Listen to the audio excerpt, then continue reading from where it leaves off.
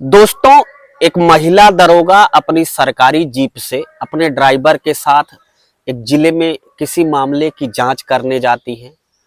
और जब वो जांच करने उस जिले में पहुंचती हैं, क्योंकि जिस जिले में महिला दरोगा पोस्टेड थी उसके बगल का जिला था, तो उनको उस जिले में पहुंचने के लिए काफी टाइम लग गया और सुबह ही वो थाने से जांच करने दूसरे जिले में निकली थी। तो रास्ते में उन्हें कई बार ड्राइवर साहब ने कहा, उनके जो सरकारी जीप चला रहे थे महिला दरोगा के, कि मैडम आप कहें तो कहीं चाय पानी कर लें। तो महिला दरोगा कहती हैं कि ठीक है, चाय पानी कर लेंगे। अब ये दोनों लोग यानी कि महिला दरोगा और उनके ड्राइवर एक जगह रुकते हैं, ढाबे पे रोड के किनारे चाय पानी करते हैं। और फिर ड्राइवर साहब कहते हैं कि मैडम भूख भी लगी है, अगर आप कहिए तो खा ले। तो महिला दरोगा कहती है, देखो अभी 30-40 किलोमीटर और बचा है, अब हम लोग जहाँ जांच करने जिस जिले में जा रहे हैं वो जब पहुंच जाएंगे नजदीक में तब खा लेंगे, अभी मुझे भूख नहीं लगी है। तो ड्राइवर साहब मान जाते हैं। ड्राइवर साहब कहते हैं चलिए ठीक है मैडम, आप अगर ऐसा कह रही हैं तो जब हम पहुंच जाएंगे अपना उस जिले में तब खाना पीना खा लेंगे। अब गाड़ी आगे चलती है, मैडम और ड्राइवर साहब दोनों बातें करते हुए कि जांच में क्या क्या पूछना है, जांच कैसे करनी है, वो सारी बातें ही कर रहे थे। तब तक देखते हैं कि सफर इनका चूंकि 25-30 किलोमीटर का सफर बचा था, तो सफर पूरी तरीके से कट गया है। अब उस जिले की सीमा में पहुंचने वाले हैं। तो ड्राइवर साहब फिर से कहते हैं मैडम से कि मैडम अब भूख लग गई है, क्या आपको भूख लग गई है? तो मैडम कहती हैं कि हाँ मुझे भी भूख लग गई है। तो कहते हैं कि ठीक है, कोई आगे ढाबा देख के ठीक ठाक जो अच्छा लगे वहां रुक लेते हैं, खाना पीना खा लेते हैं, फिर जांच करने चलते हैं जिस गांव में चल रहा है, जिसके यहाँ जांच में जाना है। तो ड्राइवर साहब कहते हैं ठीक है। अब महिला दरोगा कहती है कि ढाबा जब तुम्हें अच्छा दिखे तो तुम अपनी गाड़ी रोक लेना। तो वो कहते हैं ठीक है। अब कुछ देर बाद ही ड्राइवर साहब रोड के किनारे अपनी गाड़ी लगा देते हैं एक ढाबे पे, और फिर दोनों उतरते हैं, महिला दरोगा और वो ड्राइवर। फिर दोनों उस ढाबे पे खाना खाने के लिए जाते हैं। और जैसे ही महिला दरोगा खाना खाने के लिए बैठती है, खाने का ऑर्डर करती हैं, दोनों के खाने का प्लेट जैसे ही आने वाला होता है कि अचानक महिला दरोगा एक व्यक्ति को देखती हैं जो उनसे कुछ दूरी पर ढाबे पर जितने भी बर्तन थे, जितनी भी थालियां थी, उनको बड़ी तल्लीनता से धुल रहा था। अब महिला दरोगा के सामने खाने की प्लेट आ चुकी थी, लेकिन महिला दरोगा उस खाने पर ध्यान नहीं दे रही थी, बल्कि उस व्यक्ति पर ध्यान दे रही थी जो होटल के बर्तनों को, होटल की थालियां वगैरह प्लेटों को अच्छी तरीके से साफ कर रहा था। अब जब महिला दरोगा इस पुरुष के पास पहुंचती हैं और देखती हैं तो कुछ देर देखती ही रहती हैं, और इधर वो व्यक्ति जैसे ही महिला दरोगा पर उसकी नजर पड़ती है तो वो व्यक्ति भी महिला दरोगा को देखने लगता है। अब दोनों टकटकी लगाए एक दूसरे के आंखों में करीब 3-4 मिनट तक देखते हैं, और फिर दोनों एक दूसरे के समीप आ जाते हैं और महिला दरोगा फिर रोने लगती हैं, और वो जो थाली धुल रहा था, बर्तन धुल रहा था ढाबे का, वो भी रोने लगता है। अब जब ड्राइवर साहब ये सारी चीजें देखते हैं कि महिला दरोगा जी की, हमारे साहब की प्लेट आ चुकी है खाने की, लेकिन वो वहां दूर में क्या कर रही हैं, तो ड्राइवर साहब भी वहां पे जाते हैं। अब देखते हैं कि दोनों रो रहे हैं। अब अजीब तरीके का वाकया, उनके दिमागों में हजारों क्वेश्चन गूंज रहे थे। अच्छा, फिर दोनों इतनी तेजी तेजी से रोने लगते हैं कि ढाबे के मालिक और ढाबे पे कुछ लोग जो खाना खा रहे थे वो लोग भी इकट्ठा हो जाते हैं और पूरी भीड़ लग जाती है। अब हर व्यक्ति यही जानना चाहता था कि आखिर ऐसा क्या है कि जब एक महिला दरोगा जो कि अपनी वर्दी में है और एक थाली धुलने वाला, दोनों एक दूसरे को इतने प्रेम से चिपका कर, एक दूसरे के गले से गले मिलकर रो रहे हैं और रोना बंद नहीं कर रहे हैं। लोगों के आश्चर्य का ठिकाना नहीं रहा। दोस्तों, आखिर क्या थी पूरी कहानी, और ये व्यक्ति कौन था, जिसका महिला दरोगा से क्या संबंध था? ये दोनों इस तरीके से एक दूसरे को गले लगकर क्यों रो रहे थे? क्या थी पूरी कहानी? दोस्तों, जो आज की कहानी है एक परिवार की सच्ची कहानी है, बहुत ही मार्मिक कहानी है, दिल को छू लेने वाली कहानी है। बस कहानी में आप आखिरी तक बने रहिएगा। उम्मीद है कहानी आपको जरूर पसंद आएगी, और कहानी अगर पसंद आएगी तो आप चैनल को सब्सक्राइब जरूर कर लीजिएगा, क्योंकि आपको ऐसी दिल को छू लेने वाली सामाजिक कहानियां इस चैनल पर हमेशा देखने को मिलती रहेंगी।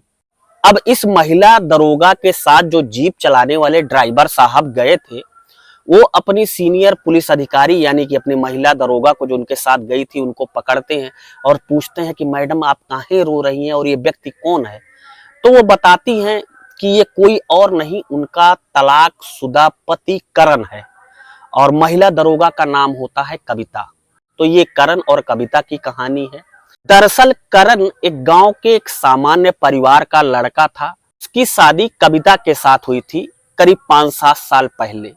दोनों जब कविता उसके घर दुल्हन बनकर आई तो करण जब देखता है कि कविता बहुत ही सुंदर है और इधर कविता पढ़ने में भी तेज है, बहुत अच्छी, तो वो पढ़ाई भी करना चाहती थी। लेकिन वो अपनी पति की स्थिति को देख के, क्योंकि उसका पति एक कंपनी में 15-18 हजार रुपए की नौकरी करता था, तो वो अपने पति की जिम्मेदारियों को देखते हुए कि उसके पति को माँ बाप को भी देखना है, घर को भी चलाना है, खेती बाड़ी भी देखनी है, तो इसलिए कविता मारे संकोच के बहुत दिन अपने पति से पढ़ने के बारे में कहीं भी नहीं पाती है। अब धीरे धीरे समय गुजरने लगता है। इनकी दोनों की शादी को 1-2 साल हो जाते हैं। अब 1-2 साल बाद वो दूसरी कंपनी में जॉब करने लगता है। वहां उसकी तनख्वाह थोड़ी बढ़ जाती है। वहां उसको तनख्वाह 20-22 हजार रुपए मिलने लगती है। और चूंकि कविता घर पर ही थी, एक गृहिणी का काम करती थी, करण के माता पिता की देखरेख करती थी। अब जब कविता देखती है कि करण दूसरी कंपनी में नौकरी करने लगा है और उसकी सैलरी अब थोड़ा 2-4 हजार बढ़ गई है, तब वो एक दिन अपने पति करण से कह देती है कि करण, मैं तुमसे शादी के बाद से ही एक बात कहना चाह रही हूँ। मैं मारे संकोच और तुम्हारे ऊपर जो जिम्मेदारियों का बोझ है, उस बोझ को देखते हुए मैं ये सब चीजें कह नहीं पा रही हूँ। तो करण कहता है, ऐसी भी क्या बात है कविता, तुम मेरी पत्नी हो, इतना संकोच क्यों कर रही हो? ऐसी क्या बात है जो तुम मुझसे नहीं बता पा रही हो? तुम मेरी अर्धांगिनी हो, बताओ तो। तो कविता करण से कहती है कि करण, मेरी अंदर ना पढ़ने की लालसा है और जब तुम नौकरी करने चले जाते हो तो तुम्हारी मम्मी पापा को खाना पीना खिलाने के बाद मैं एकदम घर पर बैठे बैठे बोर हो जाती हूँ और मुझे ना पढ़ाई करने का मन करता है। मुझे एक सरकारी नौकरी करने का मन करता है। मैं सरकारी नौकरी की तैयारी करने वाली हूँ, भले ही किसी पोस्ट पर मिल जाए, और अगर तुम चाहोगे, मुझे सहायता करोगे, तो घर की गाड़ी को आगे चलाने में मैं भी तुम्हारे साथ कंधे से कंधा मिलाकर चलूंगी। अब जब करण अपनी पत्नी कविता के मुंह से ये सब बातें सुनता है तो वो कहता है कि तुम मुझसे कंधा मिला के चलना या मेरी सहायता करना या ना करना, देखो कविता, मैं तुमसे एक बात कहना चाहता हूँ कि घर की बहुत सारी जिम्मेदारियां हैं। जो भी तनख्वाह मुझे मिलती है उसमें से कुछ पैसे ही बचा पाता हूं मैं। अगर तुम्हें ये चीज मंजूर है कि जो पैसे बचते हैं उन्हीं पैसों में अगर तुम पढ़ाई कर पाओ तो अच्छी बात है, पढ़ाई करना बुरी बात थोड़ी है, तुम पढ़ाई शुरू कर दो। फिर कविता कहती है कि ठीक है, जो भी तुम्हें जैसे भी मिलेगा, बचत जब जितनी होगी तुम्हारी तनख्वाह से, उसी पैसे से मैं पढ़ाई करूंगी। अब कविता पढ़ाई करने लगती है। बीच दरोगा की वैकेंसी आ जाती है और वो दरोगा के वैकेंसी में फॉर्म डाल देती है और कुछ दिन बाद ही कविता की परीक्षा हो जाती है। परीक्षा में वो अव्वल नंबर से पास होती है। आता है दौड़ वाली परीक्षा पास करने का दिन। अब कविता थोड़ा शरीर से थुलथुली थी, मोटी थी। उसका पति करण उसे अपने साथ सुबह 4 बजे उठाकर ले जाकर दौड़ाता था। यानी कि उसका पति तन मन धन से अब ये चाह रहा था कि उसकी पत्नी की जो लालसा है, उसकी पत्नी की जो अंतर आत्मा की इच्छा है उसकी नौकरी पाने के लिए, वो हर संभव प्रयास करने लगा। अपने पत्नी को सुबह सुबह दौड़ाता, एक्सरसाइज करवाता, वो सब कुछ करने लगा। और ये शायद मेहनत कहिए या कविता की लगन कहिए या फिर करण का भाग्य कहिए, ईश्वर उनकी सुन लेता है। और कुछ दिन बाद जब दरोगा का रिजल्ट आ जाता है तो पता चलता है कि उसकी पत्नी दरोगा बन गई है। अब कविता पुलिस विभाग में दरोगा बन गई थी। जैसे ही कविता का रिजल्ट रिश्तेदारों को पता चलता है, गांव वालों को पता चलता है और जानने वालों को पता चलता है, तो सारे लोग का तांता लग जाता है। एक एक लोग करण को और कविता को बधाई देने आ रहे थे और उसे बधाई देते हैं। सब लोग कहते हैं कि कविता ने तो इतिहास रच दिया। एक घर की बहू होते हुए भी, घर का काम करते हुए भी कविता एक बार में ही दरोगा की परीक्षा को उत्तीर्ण कर लिया। और काफी लोग ये भी कहने लगे कि अब करण की जिंदगी पूरी तरीके से बदल जाएगी। देख कर के उसकी पत्नी को लोग ज्यादा सम्मान देते हैं लेकिन उसे तनिक भी सम्मान नहीं दे रहे हैं। अब वो बहुत कुछ सोचने लगता है। सोचते सोचते कई पड़ोसी ये कहने लगते हैं कि अरे ये तो अपनी पत्नी की कमाई खाता है, ये तो अपनी पत्नी के पैरों में पड़ा रहता है। अब ये बातें ज्यादा दिन तक छुपती तो है नहीं। अब धीरे धीरे जब करण के कानों में ये सब बातें आती हैं, स्वाभिमान है वो जवाब दे जाता है और फिर वो कविता से कहता है कि कविता, मैं अब तुम्हारे साथ नहीं रह सकता हूँ। कविता उससे पूछती है कि आखिर तुम ऐसा क्यों कह रहे हो कि तुम मेरे साथ नहीं रह सकते हो।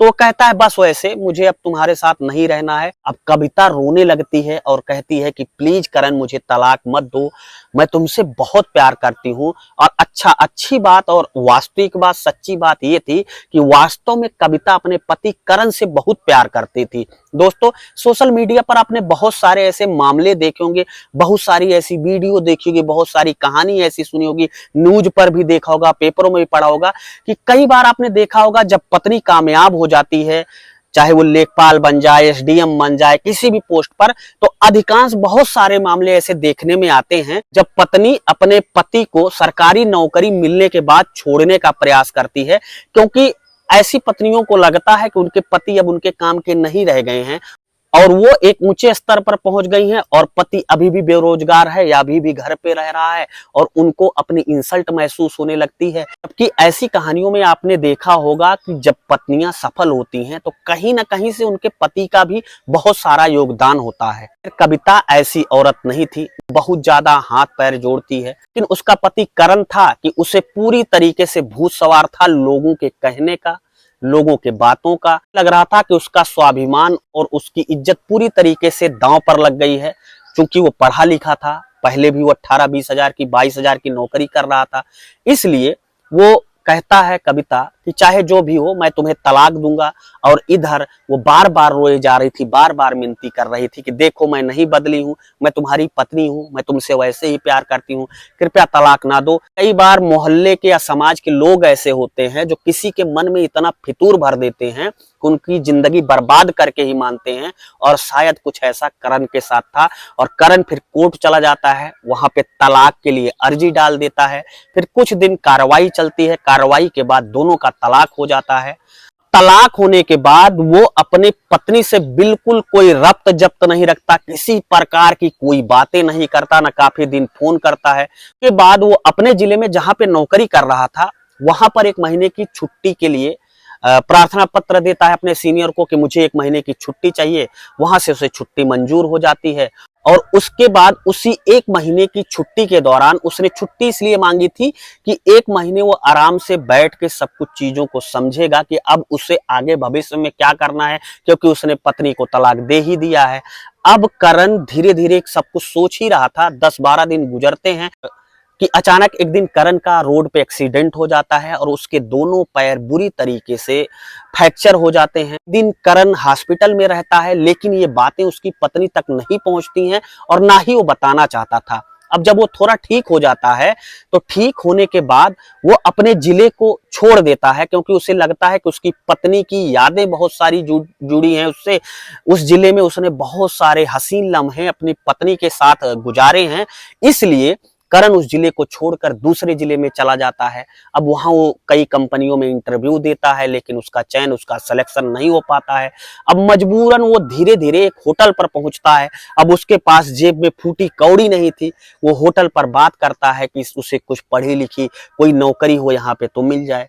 तो वहां का मैनेजर बोलता है कि हमारे यहाँ देखिए कोई अभी वैकेंसी खाली नहीं है, हमारे यहाँ एक वैकेंसी खाली है, 2-3 महीने आप उस पर नौकरी कर लीजिए और 2-3 महीने बाद जब वैकेंसी खाली होगी तो हम आपको दूसरी पोस्ट पर रख देंगे। तो होटल मैनेजर से पूछता है कि किस चीज की नौकरी खाली है। तो होटल मैनेजर कहता है भाई साहब हमारे यहाँ प्लेट धोने के लिए नौकरी खाली है, आप करना चाहेंगे।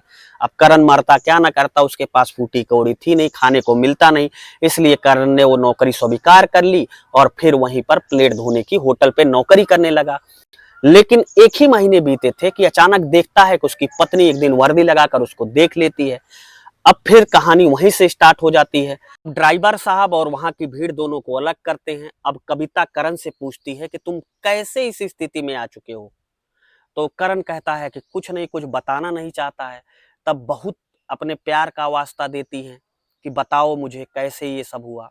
तब वो सारा घटनाक्रम बताता है कि ऐसे ऐसे हुआ, मेरा एक्सीडेंट हो गया था, मैं उस शहर में अब नहीं रहना चाहता था, मैं यहाँ पे चला, मतलब अपनी पूरी राम कहानी वो अपनी पत्नी को बता देता है। अब उसकी पत्नी उससे कहती है कि देखो अभी तक जो हुआ वो हुआ, मैं तुमसे आज भी प्यार उतना ही करती हूँ जितना शादी के बाद करती थी, जितना मैं दरोगा बनने के पहले तुमसे प्यार करती थी। देखो करण, तुम मेरे पति आज भी हो, तुमने मुझे तलाक दिया है लेकिन मैं तुम्हें आज भी अपना पति मानती हूँ। तुम मुझे बताओ कि क्या तुमने शादी कर ली है? तो करण कहता है कि नहीं, मैंने शादी नहीं की है।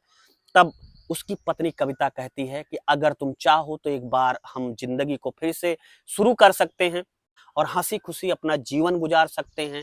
इत्मीनान से बैठकर अपने पति करण से पूछती है कि करण, तुमने मुझे तलाक दे दिया लेकिन तलाक के पीछे की असली वजह क्या थी? क्या तुम्हारा किसी और स्त्री से चक्कर था? क्या तुम किसी और लड़की से प्यार करने लगे थे? तब करण जब ये सब बातें अपनी पत्नी के मुंह से सुनता है तो रोने लगता है और सारा घटनाक्रम अपनी पत्नी को बताता है कि उसके स्वाभिमान को कैसे ठेस लगी थी और लोगों की कही हुई बातें उसके दिमाग पर कैसे असर कर गई थी। जब कविता पूरी बातों को उसके मुंह से सुनती है तो कहती है कि देखो ये तुम्हारी गलत फहमी है और तुम गलत फहमी में अपनी जिंदगी बर्बाद कर लिए मुझसे अलग होके। मैं अभी भी तुम्हें इस वर्दी का वास्ता देती हूँ कि मैं तुम्हें उतना ही प्यार सच्चा करती हूँ जितना पहले करती थी।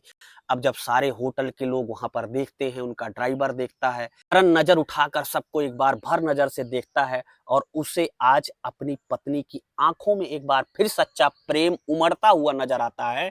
वो अपनी पत्नी को माफ कर देता है और फिर उसकी पत्नी कहती है कि ठीक है, तुम मेरे साथ चलने को तैयार हो? तो वो कहता है कि नहीं, मैं तुम्हारे साथ नहीं चलूंगा, तुम जहां पे जा रहे हो वहां जाओ, आने पर हम आके तुमसे मुलाकात कर लेंगे। लेकिन कविता अब थी अपने पति की स्थिति को देखते हुए उसे एक पल भी अकेला नहीं छोड़ना चाहती थी। वो कहती है कि तुम्हें अब कहीं नहीं जाना है, तुम चलो गाड़ी पे बैठो। फिर अपने पति करण को उस सरकारी जीप में बैठाती है और फिर जाती है जहां पे उसे जांच करनी थी, जांच करती है और फिर थाने पर लेकर आती है। थाने पर ले आने के बाद उसे जहां पे सरकारी आवास मिला था उस सरकारी आवास पर लेकर जाती है और उसके बाद अगले दिन दोनों कोर्ट पहुंचकर शादी करते हैं और शादी करने के बाद अपना एक अच्छा खासा जीवन हंसी खुशी यापन करने लगते हैं। तो ये थी आज की पूरी कहानी। दोस्तों, हमारे जीवन में कई बार ऐसे मौके आते हैं जब हम मोहल्ले वालों लोगों के, पड़ोसियों के, आने जाने वाले लोगों की बातों का अपने जीवन पर असर करते हैं, सिर्फ और सिर्फ गलत फहमी में अपना पूरा जीवन बर्बाद कर लेते हैं। जैसे करण ने छोटी सी गलत फहमी के लिए उस गलत फहमी को उसने अपने आत्म स्वाभिमान पर ले लिया था और बर्बादी के रास्ते पर धीरे धीरे आगे बढ़ने लगा था। धन्य कहिए ऐसी पत्नी का, धन्य कहिए उस बेटी का। कुशल पत्नी, एक कुशल महिला बनकर फिर से अपने तलाकशुदा पत्नी को उसने अपना लिया। भगवान करे ऐसी ही पत्नियां सबको मिले, ऐसी बेटियां सबको मिले जो एक नया इतिहास रचे। तो दोस्तों, ये कहानी आपको उम्मीद है पसंद जरूर आई होगी और अगर पसंद आई हो तो इस चैनल को सब्सक्राइब कर लेना, वीडियो को शेयर कर देना। शब्द आप कविता के बारे में कमेंट बॉक्स में हमें जरूर बता दीजिएगा। ऐसी ही दिल छू लेने वाली कहानी के साथ आपको मिलता हूं जल्दी। तब तक के लिए जय हिंद, वंदे मातरम।